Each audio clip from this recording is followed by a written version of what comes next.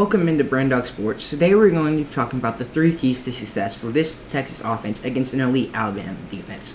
The wait is finally over, guys. This is the week Texas fans have been waiting for since we lost a heartbreaker against Alabama in Austin last year. So let's get right into it. At number 1, we have running the ball well. Although we didn't run the ball much against Rice, I think our running backs looked pretty good in the small amount of chances that they got. CJ Baxter should be fine and was back at practice Monday according to Sark, so we should have a full stable of running backs to use against a very tough defensive line. I will say, our O-line communication is going to have to be a lot better to be able to run the ball well consistently against a much better defensive line in Alabama than versus Rice.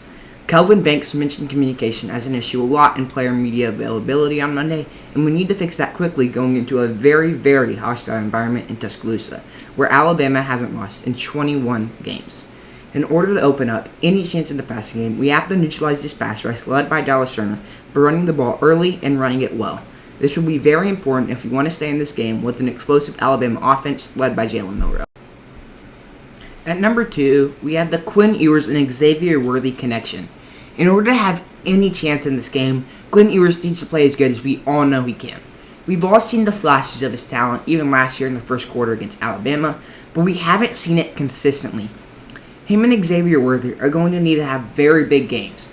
Xavier Worthy will be matched up against Kool-Aid McKinstry, and this is a matchup we took advantage of early last year, and we are going to need to take advantage of it again this year. This is a big mismatch in my opinion, and this is one of the reasons I think we will win this game. Xavier Worthy is going to absolutely cook Kool-Aid McKinstry very often, but will Quinn Ewers be able to hit him down the field when he is open? If he can, I think this game could get away from Alabama very quickly. The third and final key is Sark calling a great game. Sark needs to call a great game against his former mentor and greatest college football coach ever in Nick Saban.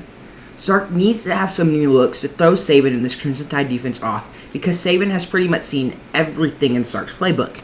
I'm excited to see the different formations and some of the pre-snap movement and misdirection Sark uses to confuse and somewhat neutralize an elite defensive line.